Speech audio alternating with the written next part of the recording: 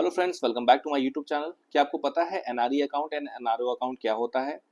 जब आप किसी एनआरआई का टैक्सेशन देखते हैं तो ये चीज़ें सामने आती हैं। एनआरई अकाउंट होता है नॉन रेजिडेंट एक्सटर्नल अकाउंट और एनआरओ अकाउंट होता है non resident ordinary account. NRE account जो होता है आपकी जो है फॉरेन इनकम को अर्निंग्स को मेंटेन करने के लिए रहता है इंडियन रुपीज़ में। जो भी आपकी फॉरेन में अर्निंग होती है आप इसमें ट्रांसफर कर सकते हैं, वो आपकी फॉरेन करेंसी से एक्सचेंज रेट से कन्वर्ट होकर और इंडियन रुपीज़ में मेंटेन हो जाएगी। अमाउंट जो भी होता है ये 100% रिपैट्रिएबल होता है, मतलब आप कभी भी कहीं भी ट्रांसफर कर सकते हैं इसमें अमाउंट भी।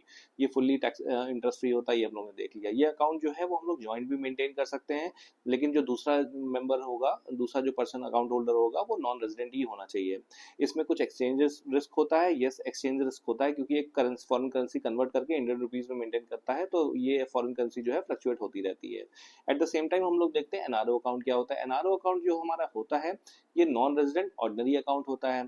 इसमें क्या होता है कि ये आपकी जो इंडियन इनकम होती है, आप नॉन रेजिडेंट हो गए, आपकी इंडियन इनकम आ रही है, लाइक सपोज आपकी रेंटल इनकम आ रही है, आपकी पेंशन इनकम आ रही है, कहीं से इंटरेस्ट इनकम आ रही है, तो वो सारी आपकी यहाँ पे मेंटेन होती है। ये इंडियन रुपीज में ही होती है। इसमें रिपैट्रिएशन जो होता है वो रिपैट्रिएशन की लिमिटेशन होती है।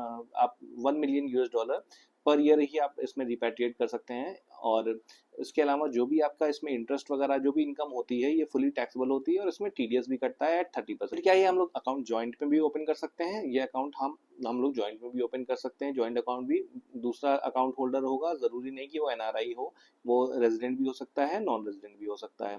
यहाँ पे कुछ एक्सचेंजेस होता है, नहीं एक्सचेंजेस कोई नहीं होता है, क्योंकि इनकम भी इंडिया में अर्न करी गई है और इंडियन रुपीज में मेंटेन करी गई हुई है।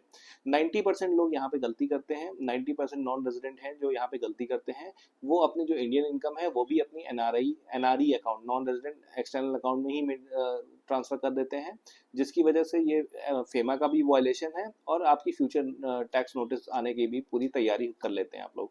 तो इस ऐसी और इंटरेस्टिंग अपडेट के लिए मेरे चैनल को लाइक करिए, शेयर करिए, सब्सक्राइब करिए। Thank you so much for watching.